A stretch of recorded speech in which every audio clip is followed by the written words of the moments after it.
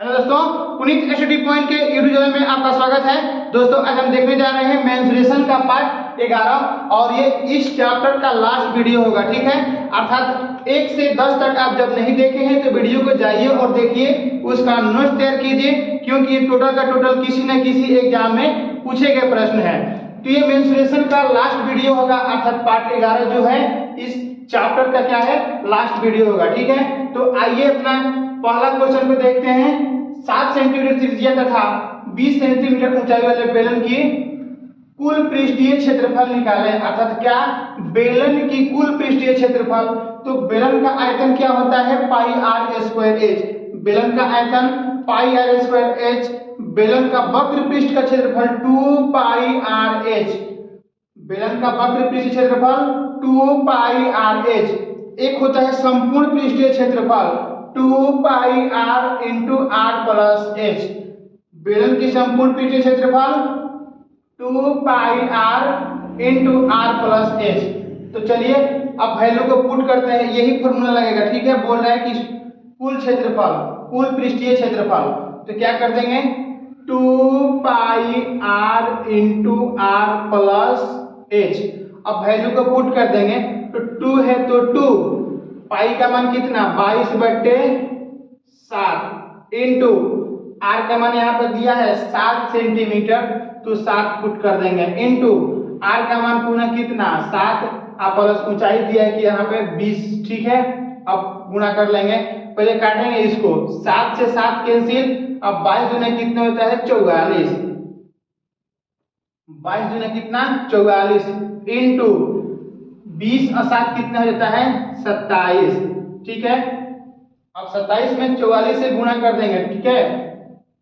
तो 44 में जब 27 से गुणा करेंगे 7 चौका 28 कितना बचा 2, 7 चौका 28 और 2 कितना 30, पुनः 4 दूनी 8, 4 दूनी 8, ठीक है। अब इसको जोड़ेंगे 8, ये कितना हो जाएगा 8 और 8 3 कितना 11, 1188 कितना आया 1188। ये किस में है, सेंटीमीटर में, यहाँ भी सेंटीमीटर है। बोल रहा है कि क्षेत्रफल यहाँ पर, ठीक है, तो सेंटीमीटर स्क्वायर, ठीक है, क्या हो जाएगा सेंटीमीटर स्क्वायर। अगर आयतन बोलता ना तो यहाँ पर सेंटीमीटर क्यूब होता, ठीक है। फिलहाल में क्षेत्रफल पूछ रहा है तो क्या होगा 1188 सेंटीमीटर स्क्वायर मेरा राइट आंसर हो जाएगा। आइए क्वेश्चन 2 को देखा जाए। किसी बेलन की आधार की त्रिज्या तथा ऊंचाई दोनों में 10% की वृद्धि कर दिया जाए तो आयतन में कितने प्रतिशत की वृद्धि होगी। सबसे बेस्ट तरीका क्या है इस क्वेश्चन को बनाने के लिए क्या करेंगे कि इस 10% को पकड़ेंगे और इसका फ्रैक्शन वैल्यू निकाल करके आगे बढ़ जाएंगे, ठीक है। तो 10% का फ्रैक्शन वैल्यू कितना होता है 1/10। कैसे निकालते हैं, 10 को ऊपर रख देंगे, परसेंटेज के लिए क्या करते हैं बट्टा कर देते हैं 100 का, 1 जीरो से 1 जीरो और कितना आ गया 1/10। तो इसी को मैंने क्या लिखा 10% का फ्रैक्शन वैल्यू 1/10, ठीक है। इससे रिलेटेड चक्रवृद्धि ब्याज में क्वेश्चन हल करने को देता है, ठीक है। चलिए वो अलग बात है, यहाँ पर क्या बोल रहा है आयतन में कितने प्रतिशत की वृद्धि होगी, ठीक है। 10% का फ्रैक्शन वैल्यू 1/10। अब ऐसे इंडिकेट कीजिए समझने के लिए कि 10 रुपए को कोई राशि है, 10 कोई राशि है, उस पर 1 बढ़ रहा है तो कितना होगा 11। पुनः एक बार फिर सुने, समझने के लिए इसको आप राशि मान लीजिए, तो क्या 10 पर 1 बढ़ा कहाँ जाएगा 11 पर जाएगा। तो इसको क्या करेंगे 3 बार लिख लेंगे, ठीक है। 10 की कोई राशि 1 बढ़ा तो 11 होगा, ठीक है। पुनः यहाँ पर क्या बोल रहा है आयतन, आयतन बोला है तो ऐसे ही 3 बार लिखेंगे, 10 से कितना 11, 10 से कितना 11। अब इस साइड गुणा करके यहाँ लिख देंगे और इस साइड का गुणा यहाँ लिख देंगे, तो 10 10 10 गुणा करेंगे क्या हो जाएगा 1 पर 000, ठीक है। और 11 जब 3 बार गुणा करेगा तो कितना 1331, अर्थात 11 का क्यूब कितना हो जाता है 1331। अब 1000 से बढ़कर कितना हुआ 1331, कितना बढ़ा 331 बढ़ा, बट कितने पे बढ़ा तो 1000 पे, ठीक है। तो 1000 पे क्या करेंगे कि नीचे लिख देंगे इनटू बोल रहा है कि कितने प्रतिशत की वृद्धि, प्रतिशत के लिए क्या करेंगे 100 से गुणा कर देंगे, ठीक है। डबल जीरो से डबल जीरो कैंसिल, यहाँ नीचे क्या बचा 10 बचा। अब इससे जब भाग करेंगे ना तो एक अंक बाद दशमलव टपक जाएगा, अर्थात फाइनली कितना वृद्धि हुआ तो 33.1% की वृद्धि हुआ और यही मेरा क्या हो जाएगा राइट आंसर हो जाएगा। आइए क्वेश्चन 3 को देखा जाए। दो शंकुओं की त्रिज्या 3:4 तथा ऊंचाइयों का रेशियो 4:3 है तो आयतनों का अनुपात निकालें, ठीक है।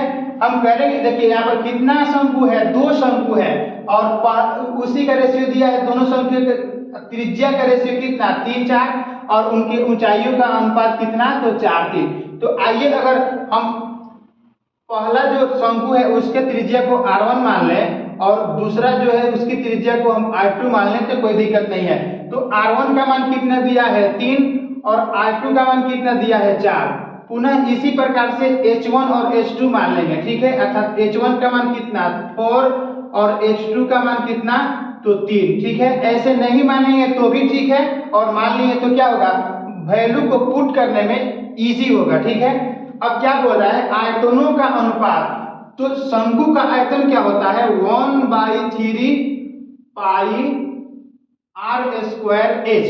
देखिए यहाँ पे 2 शंकु है, ठीक है। तो अगर उसका त्रिज्या और ऊंचाई भी अलग अलग है तो हम क्या करेंगे इसको r1 और इसको h2 मान लेंगे बटा 1/3 पाई r²h। तो ये क्या है r2 है और ये h2 है। बस अब मान को पुट कर देंगे।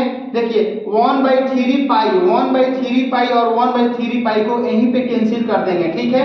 फाइनली हमको क्या मिला तो r1 का स्क्वायर इंटू h1 बटे r2 का स्क्वायर इंटू h2, ठीक है। पुनः एक बार फिर सुने क्या यहाँ पे बचा 1/3 पाई से कैंसिल हो गया तो क्या बचा r1 का स्क्वायर इंटू h1 बटे r2 का स्क्वायर बटे इंटू h2। अर्थात इसको मैंने यहीं पे सेम लिख दिया, ठीक है। अब वैल्यू को पुट करेंगे तो r1 का स्क्वायर, r1 कितना है 3, तो 3 का स्क्वायर क्या करेंगे तो 3 इंटू कितना लिखा है यहाँ पे h1 का मान कितना आया है 4 आया है, ठीक है। h1 का मान क्या है 4 बटे r2 का स्क्वायर, तो r2 क्या है यहाँ पे 4, तो 4 को 2 बार लिख देंगे, ठीक है।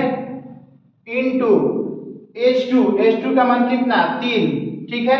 अब काटेंगे इस 3 से इस 3 के एक 3 कैंसिल होगा, अर्थात एक 3 से एक 3 कैंसिल, एक 4 से एक 4 कैंसिल। फाइनली हमको रेशियो कितना मिला तो ऊपर बचा है क्या 3 और नीचे बचा क्या तो 4। तो रेशियो कितना मिला 3:4। अर्थात दोनों जो शंकु है उसके आयतनों का अनुपात क्या मिला हमको तो 3:4 और यही मेरा राइट आंसर हो जाएगा। आइए क्वेश्चन 4 को देखा जाए।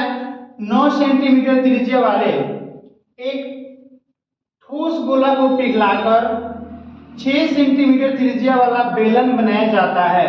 बेलन की ऊंचाई क्या होगा। देखिए यहाँ पर किसको पिघलाया जा रहा है गोला को और बेलन बनाया जा रहा है। देखिए गोला को पिघलाकर बेलन जब बनाया जाएगा तो क्या होगा इस स्थिति में क्या होगा कि दोनों का आयतन बराबर हो जाएगा, ठीक है। पुनः एक बार फिर सुने गोला को पिघलाकर बेलन बनाया जा रहा है, इस स्थिति में क्या होगा कि दोनों का आयतन बराबर हो जाएगा, ठीक है। तो क्या करेंगे कैसे लिखेंगे गोला, एक साइड में लिखेंगे क्या गोला और एक साइड में क्या लिखेंगे बेलन, ठीक है। अब गोला का आयतन क्या होता है 4/3 पाई r³ और ये बराबर हो जाएगा किसके तो बेलन के आयतन के बराबर हो जाएगा। तो क्या होता है पाई r²h, ठीक है। अब मैंने क्या किया कि दोनों को आयतन के बराबर कर दिया, ठीक है। पाई से पाई यहाँ पर कैंसिल हो जाएगा, ठीक है। अब क्या करेंगे अब मान को पुट करेंगे तो 4/3 है तो 4/3 इंटू आर स्क्वायर, अर्थात ये क्या है, गोला वाला त्रिज्या को बोल रहा है, ठीक है। तो कितना 9 इंटू 9 इंटू 9, क्यू है 3 बार गुना होगा, बराबर है तो बराबर आर स्क्वायर, अर्थात जो बेलन का त्रिज्या बोला है 6 सेंटीमीटर यही बोला है, तो आर स्क्वायर तो 6 इंटू 6 इंटू एच, इसी का तो मान निकालना है, अर्थात ऊंचाई का मान निकालना है। अब इसको काट कूट कर देंगे, ठीक है। तो चलिए ये गुणा करेगा 6 6 के 36, ठीक है, और ये है 9 चौके 36, 4 मर्ज में, इस 4 से इस 4 को कैंसिल कर देंगे, ठीक है, और ये 9 को कैंसिल करेगा 3 मर्ज में, ठीक है। यहाँ पर सिर्फ बचा क्या, 9 और 3, तो h इक्वल टू कितना हो जाएगा 27, h इक्वल टू 27, और यही मेरा राइट आंसर हो जाएगा, ठीक है। आइए क्वेश्चन 5 को देखा जाए। 5 सेंटीमीटर त्रिज्या वाले एक गोले को समान त्रिज्या के आकार बनाने वाले शंकु के लिए बनाया जाता है। शंकु की ऊंचाई ज्ञात क्या होगा, ठीक है। पुनः एक बार फिर सुने, 5 सेंटीमीटर त्रिज्या वाले एक गोले को समान त्रिज्या के आकार वाले शंकु बनाने के लिए बनाया जाता है। शंकु की ऊंचाई क्या होगा, देखिए यहाँ पे पिछले क्वेश्चन में गोला से बेलन बनाया गया था, तो क्या किए थे कि दोनों को आयतन को बराबर कर दिए थे, लेकिन यहाँ पे बोल रहा है कि गोला को बनाया जा रहा है क्या, शंकु। तो इस स्थिति में क्या करेंगे कि गोला और शंकु की आयतन को क्या करेंगे, बराबर कर देंगे, ठीक है। तो गोला का आयतन क्या होता है, 4/3 पाई आर क्यू इक्वल टू शंकु का आयतन 1/3 पाई आर स्क्वायर एच, ठीक है। आयतन बराबर कर दिए, अब क्या करेंगे, इस पर काट कूट करेंगे, तो 3 पाई क्रॉस में, ये भी 3 पाई क्रॉस में कट जाएगा, ठीक है।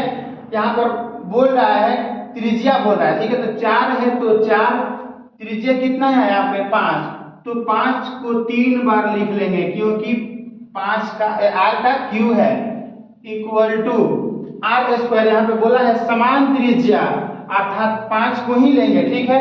तो 5 इंटू 5 इंटू क्या h, इसी h का मान निकालना है, तो क्या हो जाएगा 5, यहाँ पर 5 है और 5 यहाँ पे कैंसिल हो जाएगा, ठीक है। तो क्या बचा 5 चौके 20, अर्थात h इक्वल टू क्या आया 20, सेंटीमीटर में है तो सेंटीमीटर में, और यही मेरा क्या हो जाएगा राइट आंसर हो जाएगा। अगर ये वीडियो आपको अच्छा लगे तो कृपया मेरे चैनल को सब्सक्राइब करें, बेल आइकन को दबा दें, ताकि नोटिफिकेशन सबसे पहले आप तक पहुंचे। आपको हम बता दें कि मेंसुरेशन का लास्ट वीडियो था, ठीक है, अर्थात क्षेत्रमिति का लास्ट वीडियो था ये।